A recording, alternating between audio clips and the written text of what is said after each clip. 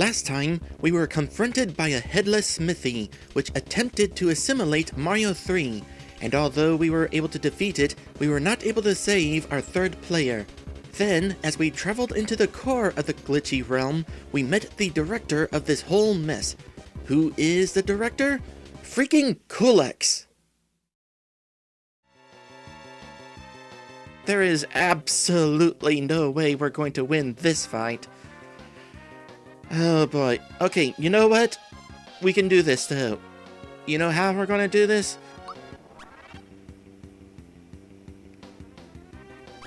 First, let me go ahead and choose a different number so I can see what numbers I'm actually choosing here. Pretend that Kulex is still on screen. Anyway, we are going to take a page from that smithy body fight from earlier.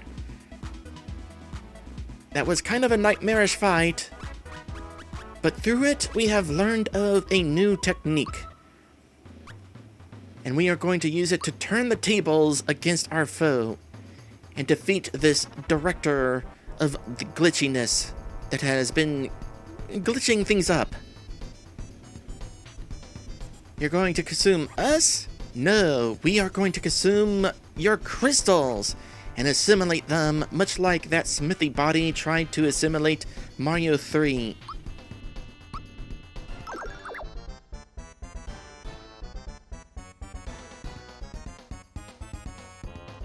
Mario, you look nice in pink. Also interesting that the music is just a regular boss theme and not the battle music that normally Kulex has. Well, I still want some special background music, and by that I mean music and not background. So let's choose, well, doing Kulex's regular boss theme would be kind of boring. Let's do something kind of interesting. Something kind of frantic, we'll say. We'll go with...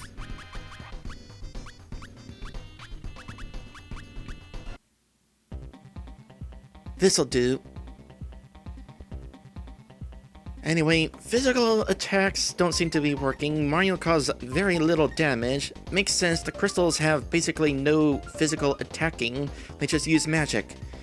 So if we're going to be taking the place of the crystals, magic it is. This is for Mario 3.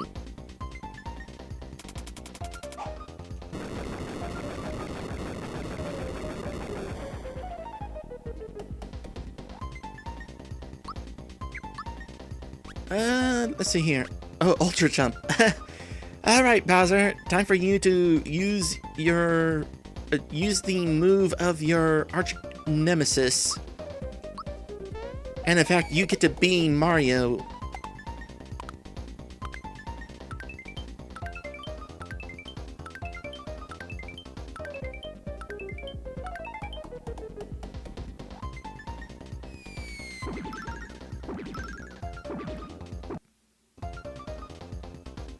With our characters being at low levels, that would have normally killed them. However, you might have noticed their health up there in the corner. Here's the thing about what happens whenever you go through an assimilation.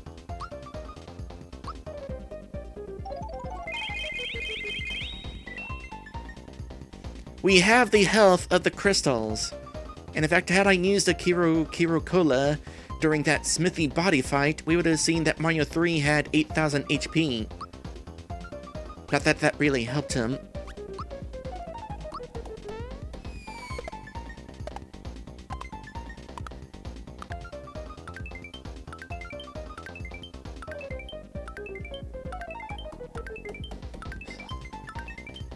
So, with us having a ton of health and a nice repertoire of attacks here,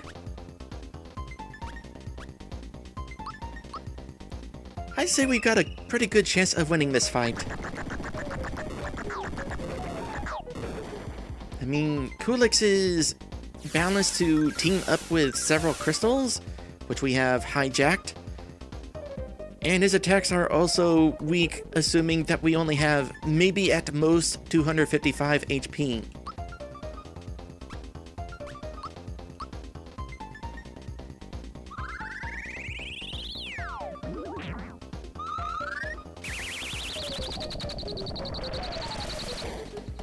Still though, I'm gonna make this fight interesting. Let's see, you're immune to sleep and mute, so I'm not even gonna bother with those. Let's just do the Geno Whirl, or Thunderbolt. Thunderbolt is kind of weak for this point in the game. What are you doing up there? Hold on a sec. Do you also head up higher if we use this?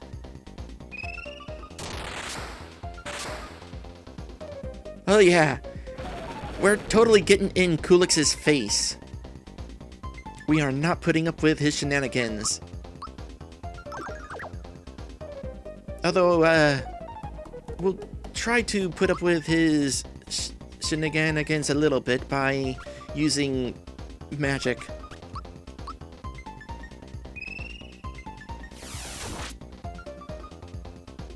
Of course, this Kulix can't be defeated with instant death of Geno Whirl, so we'll stick with the more powerful attacks.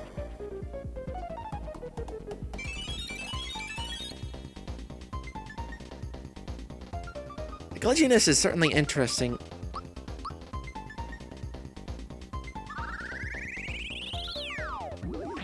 I kind of wish that Peach wouldn't turn red during this attack. I was kind of hoping to see a pink cannon. Incidentally, there were 4 crystals, but we've only assimilated 3 of them. We'll just assume that Mallow and Geno assimilated the last crystal off-screen.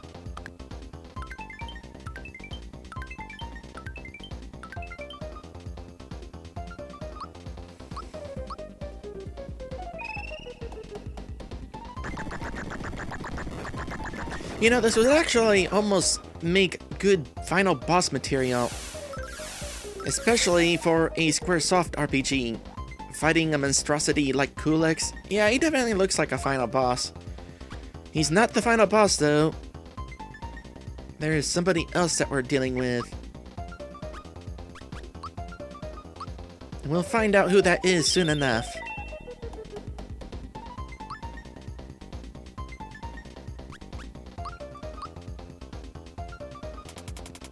And now, Bowser gets to be Peach as well. Bowsetta? Here. Everybody gets to be Peach.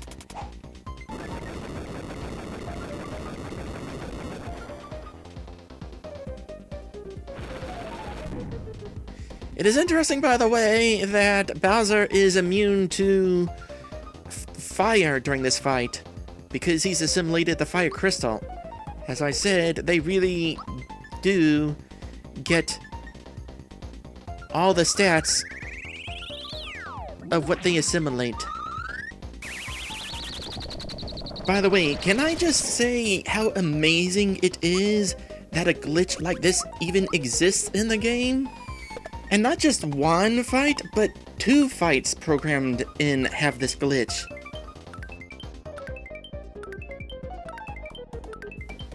I think what is going on is when the game tries to load in the crystals, they're not there, so it grabs the next available characters, which are our party members, and it applies their stats to them. And I think it's trying to also give them these spells, but player characters cannot have enemy skills. So it grabs the local coordinates of player spells or something like that. I'm kind of lucky that I found this particular instance of the glitch, because the game crashes if the previously loaded fight does not have enough enemies to make up for the lack of crystals. Shredder, of course, is not going to be doing anything for him. His Shredder might debuff us normally, but with the power of the crystals, we are undebuffable.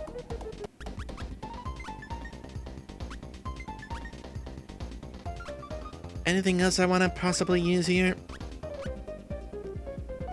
Nah, just stick with Geno Flash. I think that is more powerful than Psych Bomb.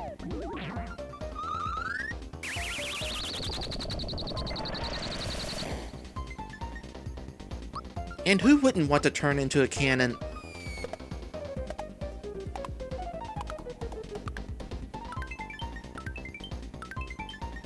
The question is, which end would you be shooting out of?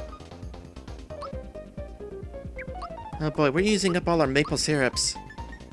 I think I still have another Kiro Kiro Cola. That's right, keep using that on Bowser. Or Mario. Whichever he is.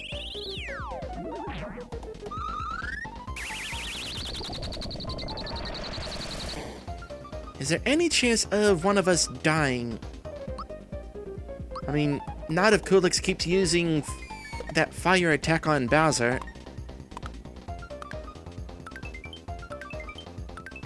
I forget how much health Kulix has. It's like 4,000 something. Ah, there we go.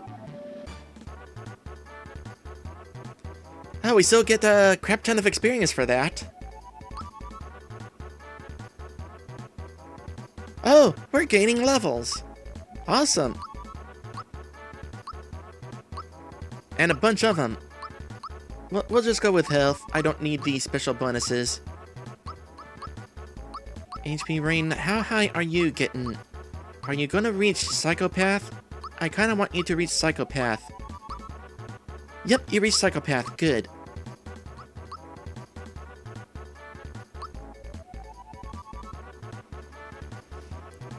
Suddenly, our Mario in reserve has gained a crap ton of HP. And also learns that glitchy mess.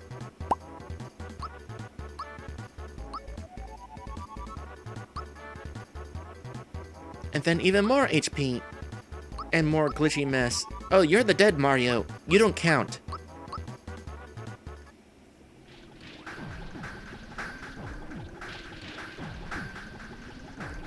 Hey, by the way, Toastal, weren't you supposed to be kidnapped?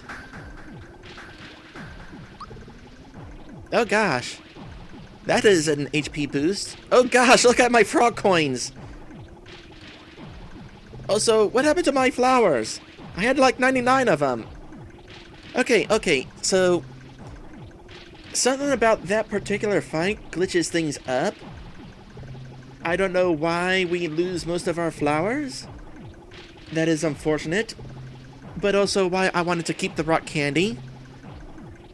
Frog coins P770? First off, I think normally you max frog coins at 99. As for how many frog coins I actually have, I have no idea. I'm guessing, at least 10,000. But there is no way I'm going to be able to spend all those frog coins and find out. As for the situation with Mario's health there, apparently when you level up and you're choosing HP, I think it is, the characters beyond reserve, beyond your 5, gain a huge HP boost.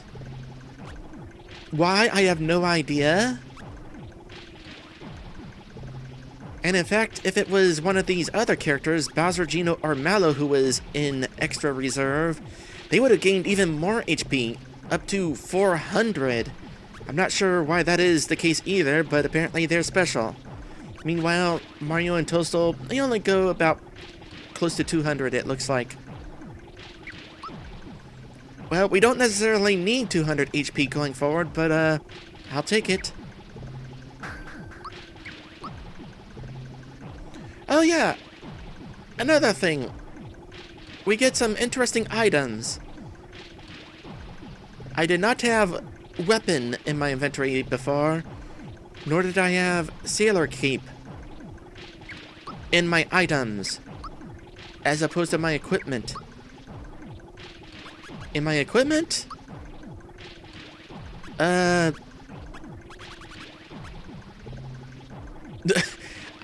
have some interesting things as a result of that Kulix fight. My equipment includes a bunch of empty space. There's my Ultra Hammer. I already had that before. So we got the finger shot for Geno. Not that we necessarily need it. We'll give it to you anyway. Oh, and suddenly that sorts my items. The Froggy Stick for Mallow.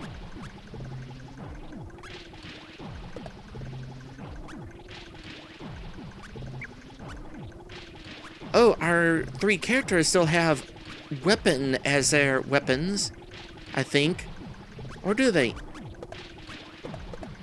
Okay, no. Now you really have weapon for your weapon. It doesn't actually change their attack animation. It basically acts as their default attack, including damage output, so it's not going to be anything crazy in battle, unfortunately. We'll go ahead and give you the accessory as a weapon. Again, it doesn't do anything special, it's just kind of funny that you're holding accessory as a weapon.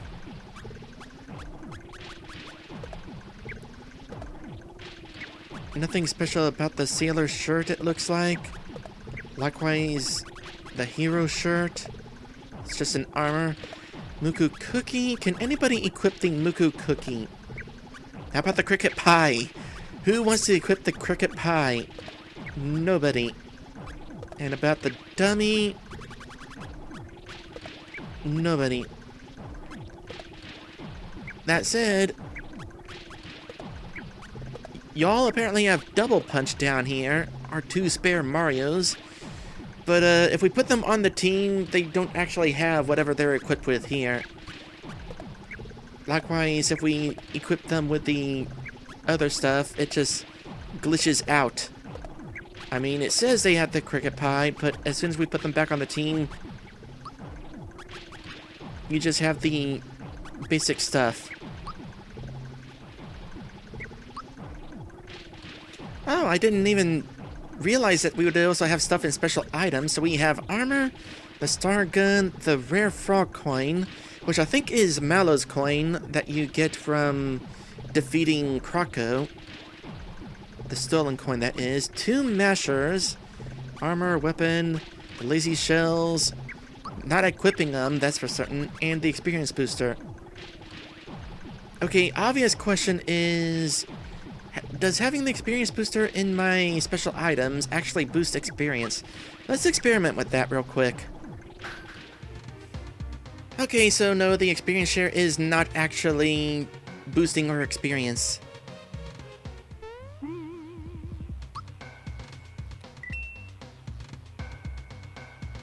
And that certainly has glitched some things. So our file name is now whatever that was. So by the way, you're probably wondering what happens if we use and or sell these items that we got on hand. Like, what happens if we use a weapon? Well, the weapon seems to want to recover HP, but does it actually? I mean, it pretends to, but otherwise, no. And in fact, neither does the Sailor Cape. So never mind on that. How about if we try selling this stuff?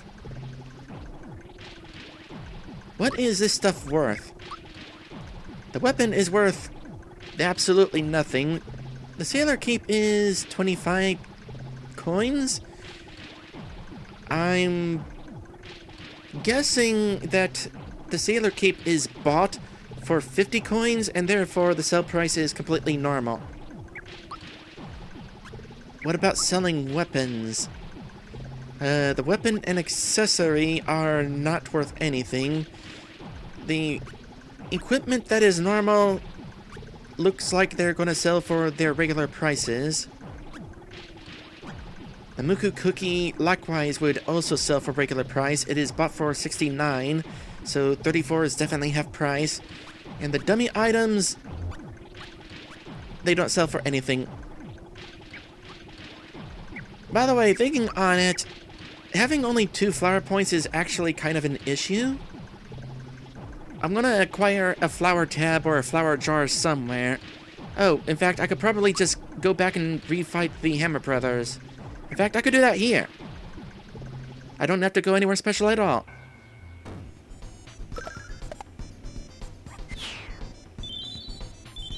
Easy peasy. That'll get us a flower jar, which we can use to get our MP back. Alright, so here we have a battle against Gunyolk and the Factory Chief. However, we have already fought Gunyolk during this adventure, so let's actually have an encounter with a real Gunyolk.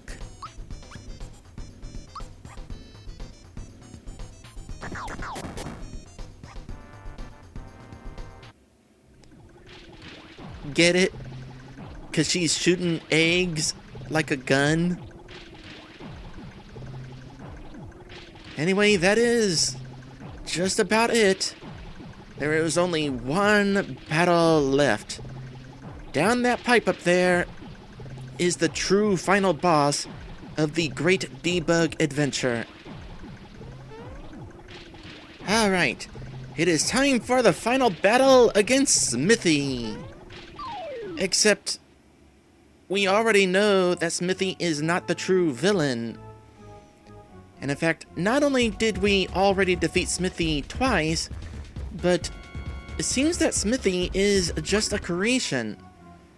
So, who is the true villain? Let's look at the evidence. We encountered our first glitch while at Bowser's castle. Then, before we could rescue Princess Toadstool, Smithy also conveniently appeared and interrupted the rescue. Later on, Bowser's soldiers were trying to repair the first cloaker. Another of Bowser's soldiers was hanging with the glitchy Jonathan Jones. That Magic Koopa was totally faking his brainwashing. He even had trouble remembering his lines. And when Bowser was leading his glitchy troops back to his castle, he was going the wrong way. I think he was lying about his destination to throw us off, and he was actually trying to lead an invasion. The evidence is staggering. The true villain of this adventure is absolutely Bowser! And now Peach is properly kidnapped. Peach, Toadstool, whichever name you want to go with. But wait, you might be wondering, how can the villain be Bowser? He's on our team right now.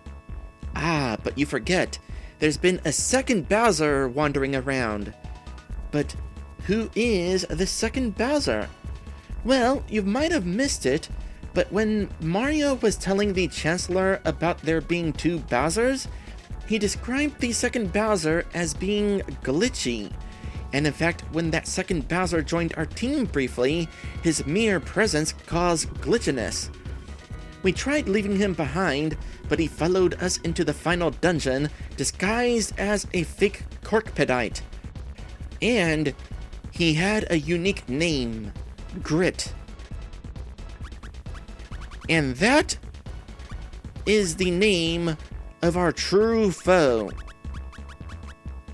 Grit Bowser! Mario, prepare yourself for the great beyond!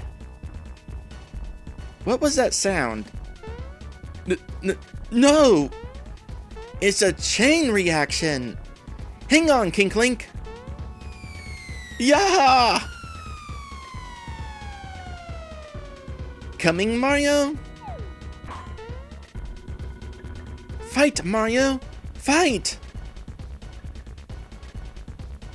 This should finish you!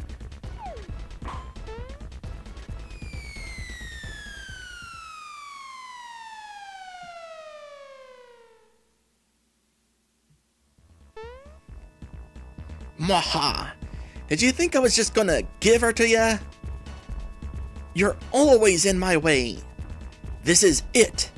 I'm gonna take you out, Mario. Funga, foiled again.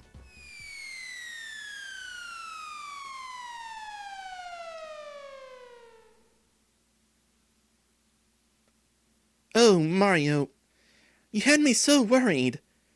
Let's get out of here. Shriek, Mario, I'm going to fall. Or you're going to slowly rise up off the screen. In fact, let's speed that up. And I'll just do this while I take a drink.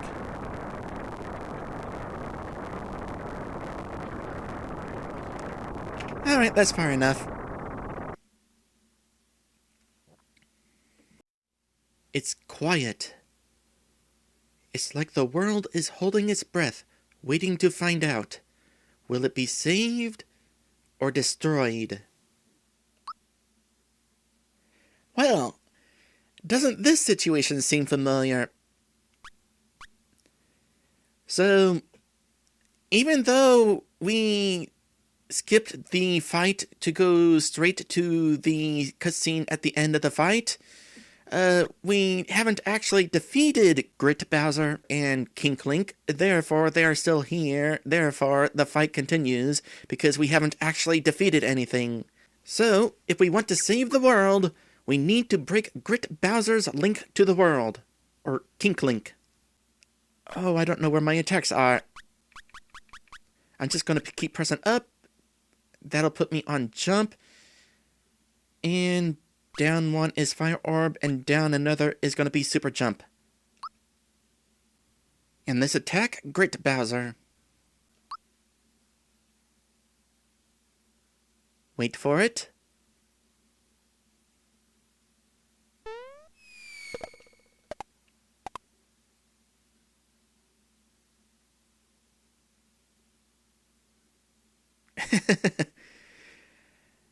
So, have you ever wondered how much HP Bowser has at the start of the game?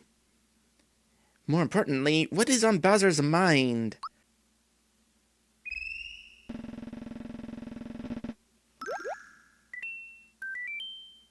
Mario, it's time!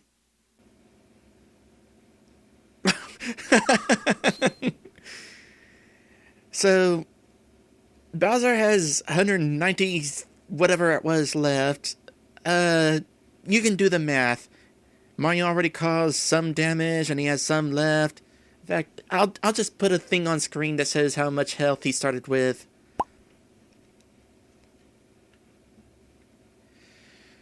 So, the reason why I wanted to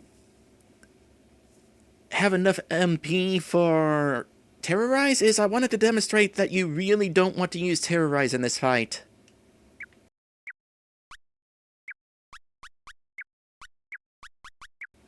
However, why do I not have enough MP to use it?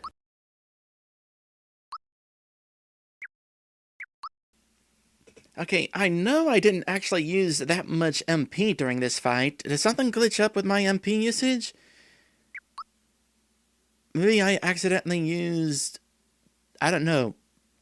In any case, it's a good thing I still have a Kira Cola. That would be this item. We'll demonstrate why it is important not to use Terrorize in a bit. For the moment, let's use Psychopath on you up there.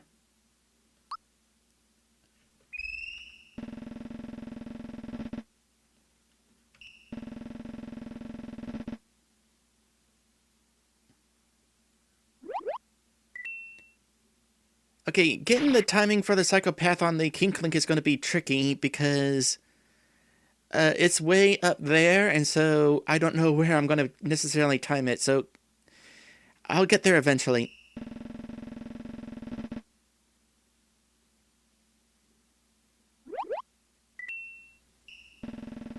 By the way, a couple of fun facts. Even if Bowser's HP reaches 0, he will not die. He'll just sit there with 0 HP.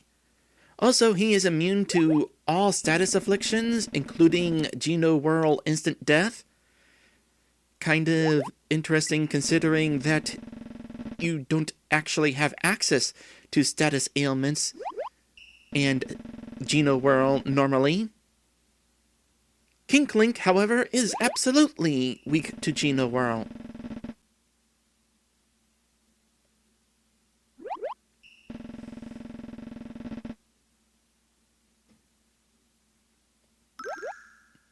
Got it! I cannot tell you when it was that I timed it, and it doesn't matter because it's not like you all are going to need to know anyway. Also, the King Link has a blank mind.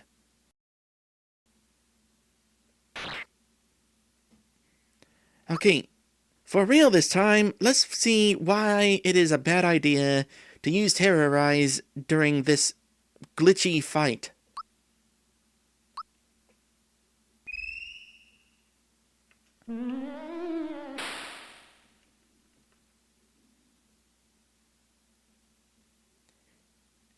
And this is why you don't want to use Terrorize during this glitchy fight. It crashes the game, or soft locks, either or. Alright, with that in mind, something else you do not want to do is physically attack the King Link whenever it is way up there. Because... Peace!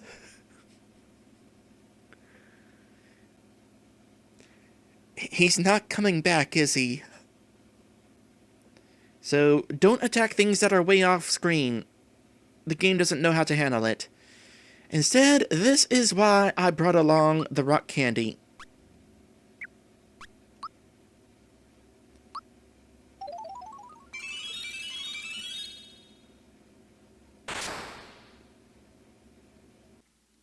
What was that sound?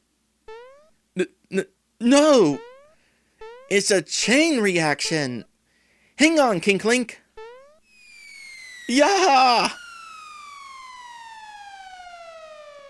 Coming, Mario? Fight, Mario! Fight!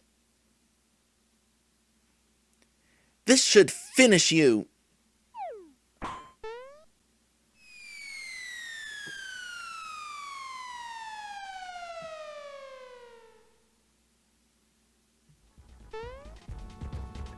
Mwaha! Did you think I was just gonna give her to ya? You're always in my way. This is it.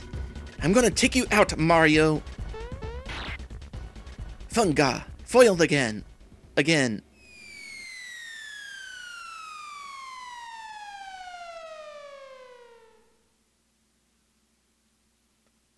Oh, Mario. You had me so worried. Let's get out of here! Shriek! Mario! I'm going to fall!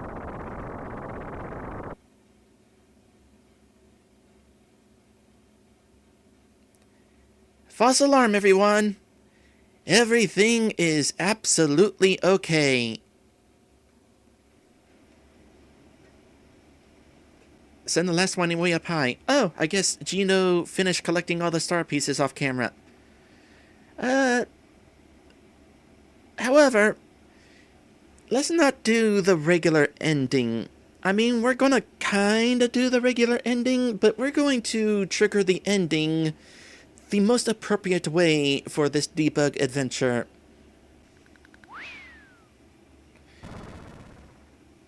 So, back at the beginning of the game, because I want to kind of demonstrate something. I am pressing the button to open the menu, but it is not opening.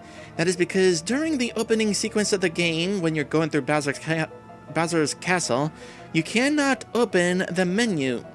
I guess the game developers wanted to not overwhelm new players by players accidentally pressing a button and having this menu full of all sorts of stuff. Kind of ease players in and introduce the menu after the opening sequence. Anyway, I have triggered the code that takes us to the Legion of Toads. Hey everyone! The world is saved! No more glitches! And the reason why I wanted to come here by going through the game's opening sequence again is because I wanted to demonstrate, once again, I am pressing the button to open the game's menu and it's not letting me. The only way that the menu becomes accessible is when Smithy crashes into the castle. If you skip that moment in the game, you never have access to the menu. In a way, it would be kind of interesting to go through the game without being able to access the menu, an interesting challenge. The only time you'd be able to access the menu is during equipment shops, because you have the equip option there. But when you're doing dungeons, you're not going to be able to open the menu to use items, you'd have to only use them during battle. So it wouldn't necessarily be that much more challenging, since you would have occasions you'd be able to equip things and use items, but most of the time, well, not during exploration, at the very least. Anyway, we are here because I want my ending the debug way. So, let us begin the ending. And I will kind of, interpret what is going on during the ending.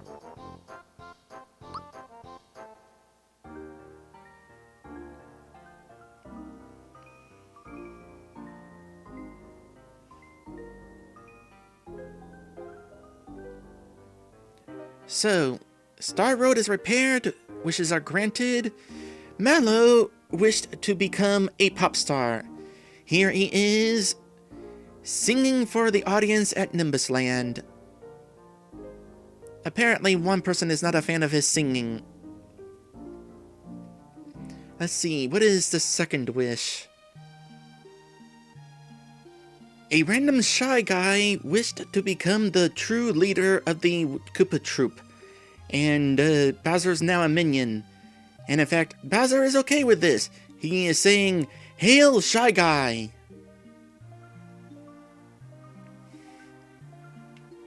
The Eye, known as Jonathan Jones, wished to become a real shark. Here he is looking at the sunset one last time before he spends the rest of his days swimming with the fishes and eating them. Croco wished to settle down with the Yoshis, and in fact he married one of them and has now had a child. That would be the spiky Yoshi right there.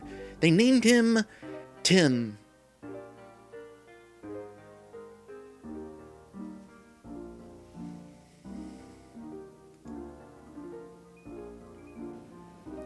Meanwhile, Todosky fulfilled his personal desire to be a professional plagiarizer. Here comes Farfucius getting ready to smack him with a lawsuit. Also, because I'm emulating this, the ending is going slightly out of sync. Anyway, Queen Valentina and Prince Dodo decided that they wanted to have an open relationship and have invited the bootleg Wario to their family.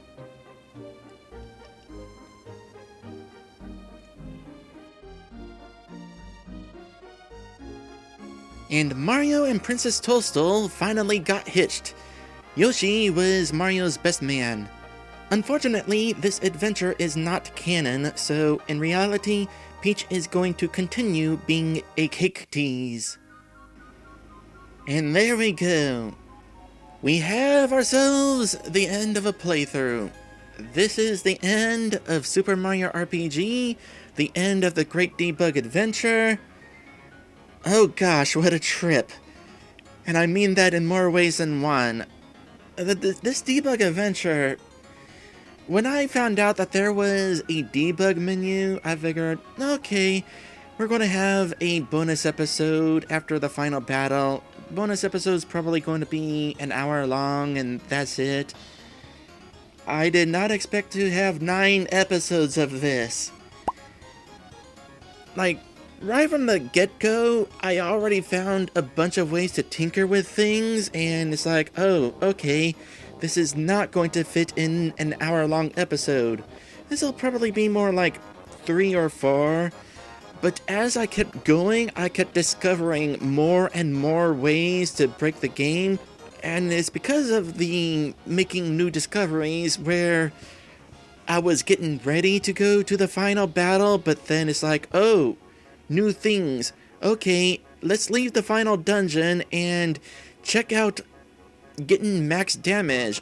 Oh my goodness, look at all these glitches in the menu. I did not know that was going to be a thing. Admittedly, I probably could have kept this as an hour-long bonus episode had I not really gone through the effort of creating a narrative. I could have just been like, hey, here's some of the battles that are in the debug menu. They're kind of interesting. And also, here's what these options in the debug mushroom do. Kind of interesting. But I wanted to go above and beyond and create that narrative. I wanted this to be something really special. It was not easy. In fact, I'm really glad that I had Pokemon Mystery Dungeon to edit on the side, because this debug adventure, I would not have been able to put together 5 days a week. All the tinkering and planning things out, and plans changing, in fact. There was one thing in particular that could not make the cut, unfortunately. I found out that it is possible to do the Valentina fight with just 2 player characters, and Dodo will kidnap Mario, leaving your only other party member alone to fight Valentina. But when it came time to record that part, the game crashed instead, and I could not figure out how it was that I managed to make that work. So, oh well, I wouldn't have won anyway. By the way, it looks like one of the Smithies got away. Oops. Yeah, this was definitely a difficult playthrough, a difficult debug adventure to put together, but I'd say it was worth it. When I started posting this playthrough here at YouTube, I said that this was one of my favorite playthroughs I have done. That was before I found out about the debug menus. Having done this debug adventure, this is definitely way up there as one of my favorites. I mean, the main adventure was already really fun, getting to do things other Let's Players generally don't do with this game, using Mallow, including Yoshi throughout the adventure, going for 100%, but with this adventure now having the debug stuff, I mean, it is a personal goal of mine when I do these playthroughs to kind of do my own thing, do something to make them different when it comes to these popular games, and I definitely think I accomplished that. So, I hope you all have really enjoyed all the debug shenanigans. There was some really hilarious stuff. Who knew that this game could be broken in so many ways? And it was all legit. Aside from using cheats in order to unlock the debug stuff, there was like no trickery with editing. It was all done in real time. This was all stuff that could actually be done using debug menus and cheats. Who knew that some of this stuff could actually happen? Great stuff.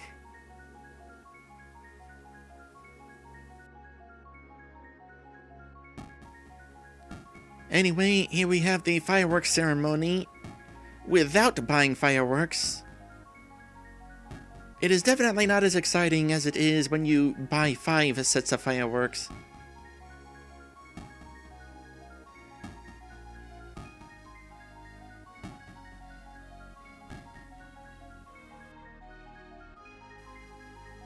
And the grand finale is a mushroom. Still a pretty mushroom, but not as special as a star. When it comes to Mario, you gotta have stars. Anyway, I certainly had fun. I hope you did as well. Speaking of stars, saying goodbye one last time to Gino. As I say, Thank you guys for watching, and I will see you in the next one.